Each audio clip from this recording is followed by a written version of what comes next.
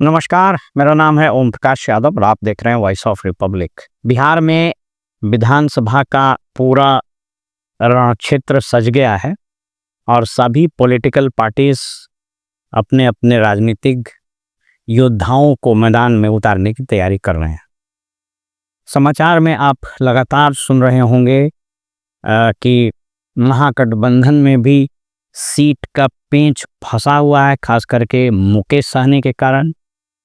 और एनडीए में आप न्यूज़ में देख रहे होंगे, यूट्यूब पर भी चल रहा है, अखबारों में भी आ रहा है कि मांझी जी नाराज़ हैं कि भाई उनको स्टेट रिकॉग्नाइज्ड पॉलिटिकल पार्टी का दर्जा नहीं मिल पा रहा है। चुनाव आयोग ने उसके लिए जो शर्त रखा, उसका जो नियम है, उस नियम के तहत एक कानून है, उसको बोलते हैं election symbol reservation and allotment order 1968। उसमें 6 पैरामीटर हैं। एक पैरामीटर कहता है कि 6% उनको टोटल स्टेट असेंबली इलेक्शन में मिलना चाहिए और उसमें से 2 सीट उनको जीतना चाहिए, तभी वो स्टेट रिकॉग्नाइज्ड पार्टी होंगी। तो वो अलग रूठे हुए हैं। चिराग पासवान अलग लंका में आग लगाए हुए हैं कि भाई हम तो इतना सीट दीजिए, हम पार्टी का जनाधार बढ़ाएंगे, वगैरह वगैरह। ये सारी न्यूज़ आप देख रहे हैं। मैं आज इस पर कोई विवेचना नहीं करूँगा। मैं इससे इतर विवेचना आज हम अपने व्यूअर्स के लिए ये प्रस्तुत करना चाह रहे हैं कि इस राज्य में ब्लैकमेल पॉलिटिक्स के कौन कौन से जनक हुए, कौन कौन से सूत्रधार हैं। ये ब्लैकमेलर पॉलिटिशियंस का कल्चर कब और कैसे शुरू हुआ और इस ब्लैकमेल पॉलिटिक्स के आज के तारीख में कौन कौन से धुरंधर खिलाड़ी हैं, तो इसी विषय पर बात करेंगे। बिहार की राजनीति और ब्लैकमेलर पॉलिटिशियन। हम बहुत पीछे नहीं जाते हैं, हम 2005 से अपनी बात शुरू करते हैं। 2005 के फरवरी मार्च के विधानसभा के चुनाव को आप अपने यादाश्त को ले जाइए। 2005 में जब लालू यादव की सरकार के खिलाफ बहुत स्ट्रॉन्ग एंटी इनकम्बेंसी चल रहा था, तो जो चुनाव फरवरी मार्च में हुए उसमें किसी भी दल को बहुमत नहीं मिला, यानी विधानसभा त्रिशंकु बन गया। आरजेडी उसमें भी सबसे बड़ी पॉलिटिकल पार्टी थी, 75 सीट, जदयू 55, बीजेपी 37 और रामविलास जी को मिल गया 29 सीट। अब रामविलास पासवान जी जिनके पार्टी का पहले एलजेपी था, अब तो बाद में 2 फाड़ हो गया, चचा भतीजा लड़ गए। तो रामविलास पासवान जी जिनका चुनाव चिन्ह झोपड़ी छाप था, तो झोपड़ी का चाबी लेके 2005 में वो नाचना शुरू किए और तरह तरह का पैंतरेबाजी कि अल्पसंख्यक को मुख्यमंत्री बनाओ, तो ये करो वो करो। उनका जो पॉलिटिकल न्यूसेंस था, वो पॉलिटिकल न्यूसेंस इतना बढ़ा कि अंततोगत्वा किसी की सरकार नहीं बन पाई और फिर राज्य में राष्ट्रपति शासन लग गया। और आप सबको पता है कि मार्च से लेकर के अक्टूबर तक राष्ट्रपति शासन रहा और फिर 2005 में जो अक्टूबर नवंबर में चुनाव हुए उसमें राष्ट्रीय जनता दल के शासन का अंत हुआ और फिर एनडीए की शासन लेड बाय नीतीश कुमार नवंबर 2005 में मुख्यमंत्री बने। तो ब्लैकमेल पॉलिटिक्स की शुरुआत के जनक या बिहार में ब्लैकमेल पॉलिटिक्स के जनक आप रामविलास पासवान को मान सकते हैं। और ये कोई इत्तेफाक नहीं है कि उसी ब्लैकमेल पॉलिटिक्स के अपने विरासत को चिराग पासवान आगे बढ़ा रहे हैं। अपने विरासत को, हर पुत्र को अपने पिता के विरासत को आगे बढ़ाने का अधिकार है, तो वो विरासत वो बढ़ा रहे हैं। तो मैं ये कह सकता हूं कि बिहार में ब्लैकमेल पॉलिटिक्स के जो सूत्रधार थे, जो सबसे पहले नायक थे, वो रामविलास पासवान थे। इसके बाद आप थोड़ा सा और लेके चलते हैं एक नाम। दूसरा नाम ब्लैकमेल पॉलिटिक्स के एक बहुत बड़े धुरंधर खिलाड़ी, सुपरस्टार हैं, वो है जीतन राम मांझी। वो जीतन राम मांझी जो आरजेडी में शिक्षा राज्य मंत्री रहे इनफैक्ट पॉलिटिक्स में उनका नाम वहीं से शुरू आया, फिर बीएड या कुछ घोटाले में उनका नाम आया, हट गए, फिर बहुत दिन राजनीति के नेपथ्य में चले गए। अचानक से उनका नाम बिहार और देश के राजनीतिक मानचित्र पर एक बहुत तेजी से उभरा तब जब 2014 का पार्लियामेंट्री चुनाव हुआ बिहार में। और आपको पता है कि वो चुनाव में नीतीश कुमार जी जो जदयू से भाजपा से अलग होकर के लड़े थे, उसमें चारों खाना चित हो गए। और 2014 के चुनाव में जदयू को मात्र 2 एमपी की सीट मिली और इन्होंने अपने कथित मोरल रिस्पॉन्सिबिलिटी लेते हुए उन्होंने रिजाइन कर दिया और सबको चौंकाते हुए जीतन राम मांझी जो इनके कैबिनेट में मिनिस्टर थे उनको मुख्यमंत्री बना दिया, जिसके लिए वो हमेशा पछताते रहे हैं। और विधानसभा में कई बार उन्होंने कहा कि मैंने मूर्खता की कि इस आदमी को मुख्यमंत्री बना दिया।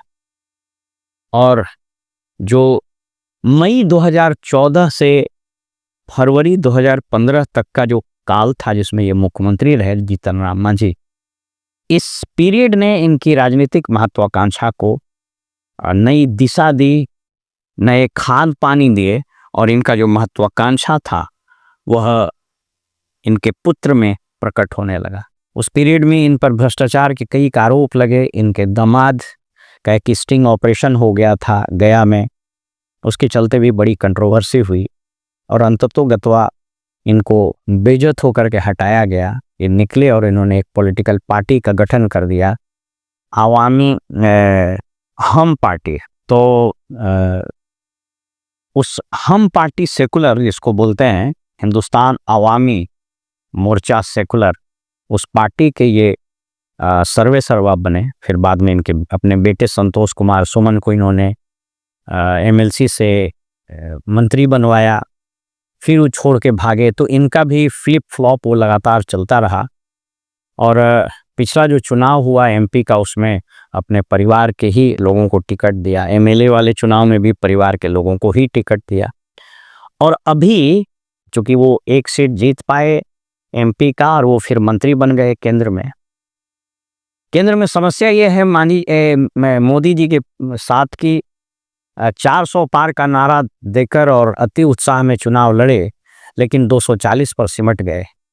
तो केंद्र की जो एनडीए सरकार है मोदी जी की, लेड बाय मोदी, वह बहुत अस्थिर है और इन ब्लैकमेलर्स से वो डर भी रही हैं। अभी एक एक एमपी उनके लिए महत्वपूर्ण है।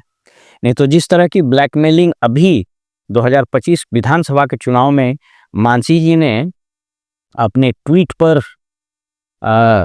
जो अपने एक्स हैंडल पर और सोशल मीडिया में रश्मि रथी की कविता जो लिख दिए हैं रामधारी सिंह दिनकर की, कि बस उससे बवाल मचा होती। ये जो अभी इनकी ब्लैकमेलिंग टैक्टिक्स है, इनका ये कहना है कि भाई हमको 15 सीट दो, न्याय अगर हो आधा दो, उसमें भी कुछ बाधा हो, दे दो हमको 15 ग्राम, बाकी रखो धरती तमाम। जो रश्मि रथी की कविता है ये सुना रहे हैं। इनकी इच्छा है कि साहब हम भी आगे बढ़ें और मेरी पार्टी जो है वो स्टेट रिकॉग्नाइज पार्टी हो जाए। तो चुनाव आयोग के जो रूल हैं जिसकी चर्चा मैंने की, election symbols reservation and allotment order 1968 का रूल 6A, वो 6 पैरामीटर्स तय करता है, जिसमें एक पैरामीटर यह भी है कि विधानसभा के चुनाव में आपको 6% वोट मिलना चाहिए और उसमें से कम 2 सीट आप जीते। तो 2 सीट तो मान लीजिए कि जीत जाएंगे या इनकी पार्टी जीत सकते हैं, लेकिन 6% वोट लाने के लिए इनको 15-20 सीट की आवश्यकता है। तो दूसरे ब्लैकमेलर पॉलिटिशियन में जीतन राम मांझी है और इनके विरासत को भी मजेदार तरीके से इनका बेटा संतोष सुमन और इनका दामाद आगे बढ़ा रहा है। इस ब्लैकमेल की पॉलिटिक्स में तीसरा सुपरस्टार स्वयं चिराग पासवान है। आप सब लोग को पता है कि 2020 के विधानसभा चुनाव में नाको चना चबवा दिया नीतीश कुमार का, और नरेंद्र मोदी का हनुमान बन करके जो लंका में आग लगाया इन्होंने कि जदयू 42-43 सीट पर सिमट करके रह गई और जिसको बोलते हैं ना, दांत मसोस करके और किसी तरीके से ये रह गए। और उस वक्त इन्होंने कथित रूप से कहा कि साहब हम मुख्यमंत्री नहीं बन सकते हैं, आप लोग बनाइए, लेकिन भाजपा ने इनको बना दिया। तो ये चिराग पासवान भी उसी ब्लैकमेल पॉलिटिक्स के विरासत, अपने पिता की विरासत को आगे बढ़ाते हुए इस बार खेला करना शुरू कर दिया। और अभी जो ये उद्यम मचाए हुए हैं पूरा एनडीए में, वो बीजेपी का और खास करके नीतीश कुमार का तो एकदम नाको दम कर दिया है, जिसको बोलते हैं ना कि बेदम हो गया है, सब परेशान है। और देखिए पॉलिटिकल ब्लैकमेलिंग का कितना जबरदस्त खिलाड़ी ये है। आपको याद होगा अपने पिता के पुण्यतिथि पर एक एक्टिंग करते हुए इनका एक वीडियो वायरल हो गया था। तो ये एक्टर भी रहे हैं और कंगना रनौत के साथ इन्होंने कुछ फिल्म वगैरह बनाई थी। वो फिल्म चला नहीं चला हमको नहीं मालूम है, लेकिन कलाकार तो है ही भाई। ये प्रेस में भी बात करते हैं तो उसी अंदाज से बात करते हैं एज इफ की फिल्मों में डायलॉग दे रहे हों। तो ये लीडर कम और एक्टर ज़्यादा हैं।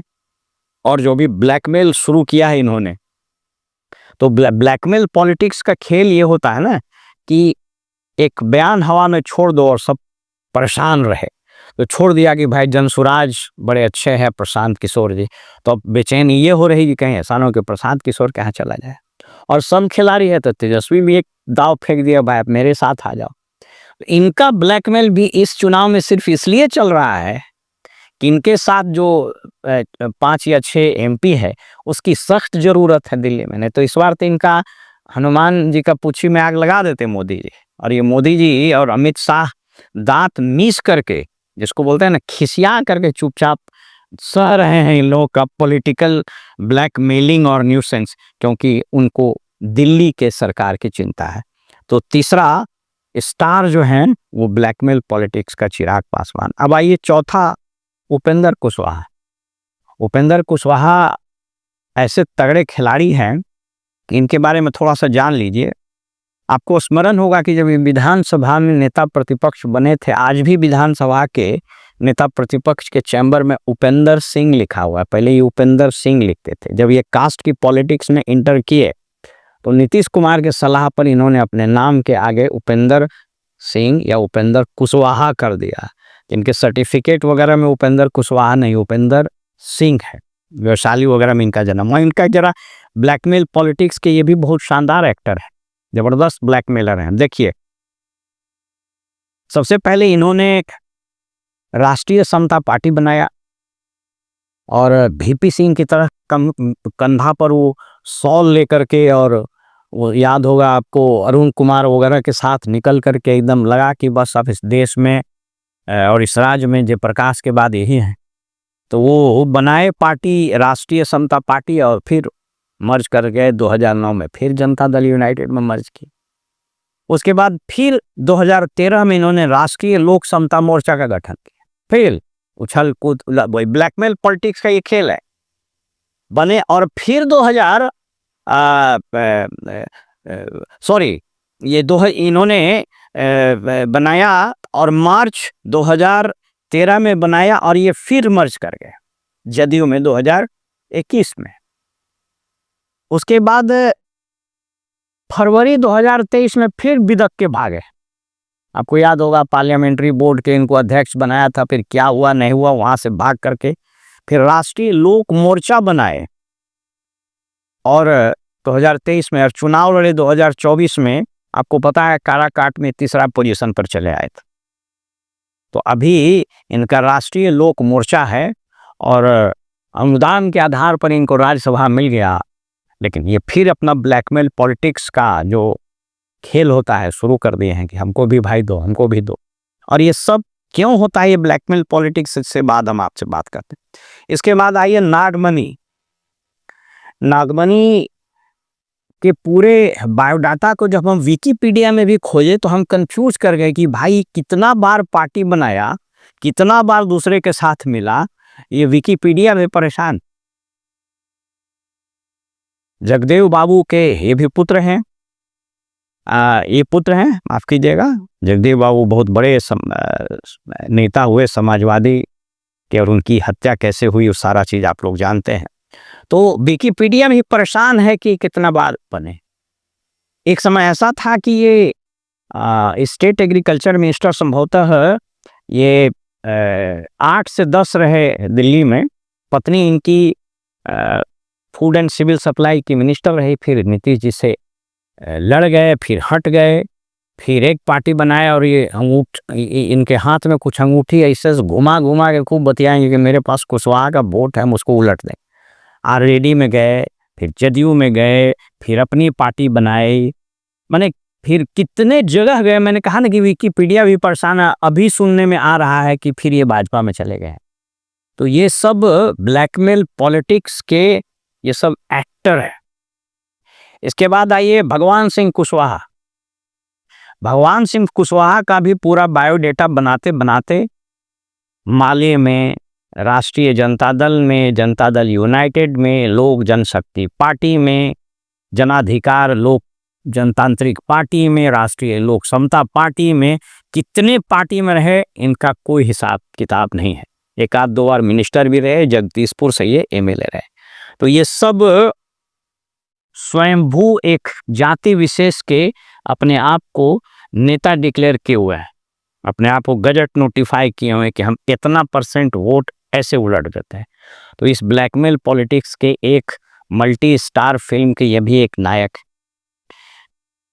अभी जो एक और नायक है जिसकी अभी खूब चर्चा हो रही है, वो आनंद मोहन जी। इनफैक्ट ये शुरुआती दौर के स्टार थे।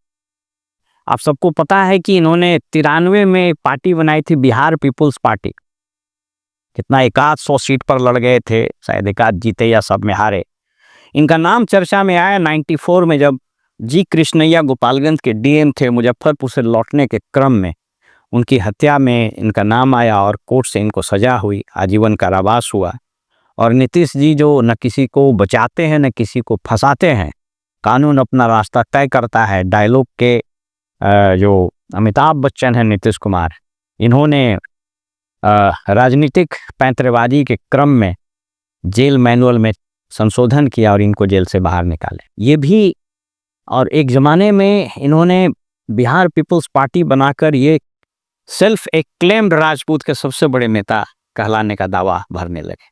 हालांकि ऐसा कभी हो नहीं पाया और सहरसा, मधेपुरा वगैरह के कुछ क्षेत्र में इनके प्रभाव को छोड़ दीजिए तो फिर बाकी जगहों पर इनको शिकस्त ही मिला।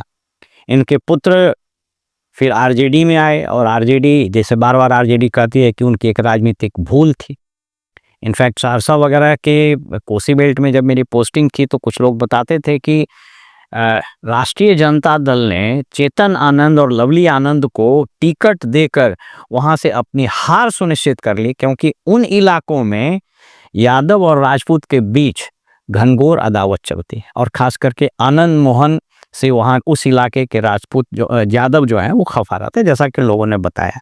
तो ये ब्लैकमेल पॉलिटिक्स के एक सुपरस्टार एक जमाने में वो भी थे, अभी फिर वो शुरुआत हो गई। इनका बेटा चुनाव लड़ा आरजेडी से, आरजेडी का एमएलए था एक समय में।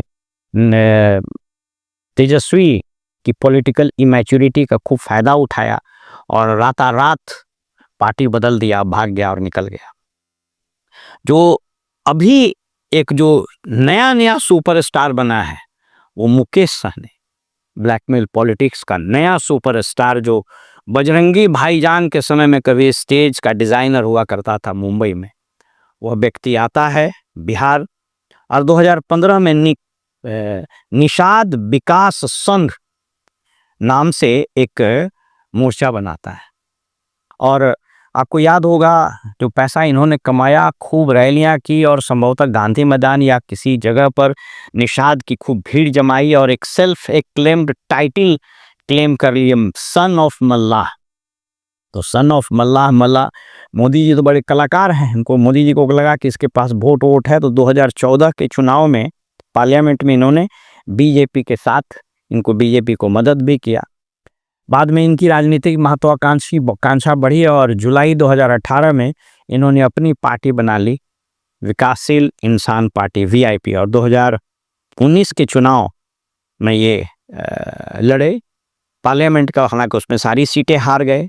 2020 का चुनाव भी इन्होंने एनडीए गठबंधन में लड़ा और संभवतः 4 सीट इनको आया। तो चूंकि सब सीट तो बिका हुआ था, आपने हालांकि हार गए, तो चारों आदमी वो भाग गया, बीजेपी में मिल गया। अभी इस पॉलिटिकल ब्लैकमेलर ने बड़ा जबरदस्त दांव चला और राहुल गांधी की वोट अधिकार यात्रा और बाद में तेजस्वी का वोट मतदाता यात्रा या कुछ इस तरह का जो यात्रा इन्होंने निकाला था, in continuation with the earlier Rahul Gandhi ji yatra, उसमें स्टेज आरजेडी और कांग्रेस का, भीड़ आरजेडी कांग्रेस का, और उस पर चढ़ करके गाड़ी पर और प्रेस कॉन्फ्रेंस में बैठ गया। अब इन्होंने ब्लैकमेल पॉलिटिक्स शुरू कर दी। अभी आरजेडी को सबसे भारी समस्या इनसे हो रही है। अब इनका कहना है कि साहब हमको कम से कम 20 से 25-30 सीट चाहिए, डिप्टी सीएम भी बनेंगे, सब चीज बनेंगे। तो ये रहा आज की विवेचना कि बिहार के राजनीति में पॉलिटिकल ब्लैकमेलर्स का जन्म कैसे हुआ और इसका विकास कैसे हुआ। अब सिर्फ थोड़ी सी बात आपसे कर लेते हैं कि ऐसा होता क्यों है। कास्ट रिडन पॉलिटिक्स के लिए कुख्यात रहा यह राज्य अपने मतदान के कास्ट लाइन पर करते रहने के कारण पूरे राज्य में, पूरे देश में एक अलग पहचान बना लिया। ये बात अलग है कि देश के सभी राज्यों में जाति आधारित वोटिंग पैटर्न देखने को मिलते हैं, लेकिन बिहार इसके लिए बहुत ज़्यादा कुख्यात हो गया। अब चूंकि जो मेन स्ट्रीम पॉलिटिकल पार्टीज थी, चाहे वो कांग्रेस हो, चाहे फिर उसमें जो जनता पार्टी बना, बाद में जनता दल बना, फिर राष्ट्रीय जनता दल बना, या फिर लेफ्ट पार्टीज रही, ये सारे जो दल हैं, इन दलों के नेतृत्व और लीडरशिप, पॉलिटिकल लीडरशिप, वो धीरे धीरे ड्विंडल करता गया, बौना होता गया, और किसी की भी पूरे राज्य में एक cross the caste and religion, यानी सभी धर्मों और सभी जातों में स्वीकार्यता नहीं हो सकी। एक समय था, माफ कीजिएगा, 1990 के आसपास, जब लालू जी की स्वीकार्यता बिहार के अति पिछड़ा उस वक्त अति पिछड़ा था नहीं, दलित, अल्पसंख्यकों में, गरीब तबकों में क्रॉस दी कास्ट इनकी स्वीकार्यता थी। लेकिन धीरे धीरे जब ये गरीबों के नेता थे, उसके बाद में ये यादवों और मुस्लिमों के नेता हो गए, फिर धीरे धीरे वो ड्विंडल करते करते वो भी समाप्ति हुई। एक दौर ऐसा था जब बिहार में 2010 में नीतीश कुमार लग रहा था कि अभी पैन इंडिया इनका फिगर बन जाएगा, पैन बिहार फिगर बन जाएगा, और पूरे बिहार के सभी जाति, धर्म, सभी वर्ग के लोग इनकी स्वीकार्यता, इनको स्वीकार कर लेगा। लेकिन इनके राजनीतिक चरित्र ने भी इनको कहीं का नहीं छोड़ा, और आज की तारीख में इनकी राजनीतिक स्वीकार्यता पूरे स्टेट में माइनस में है। कोई नहीं चाहता है कि यह व्यक्ति मुख्यमंत्री बने। इसलिए कभी किसी ने कहा था कि यह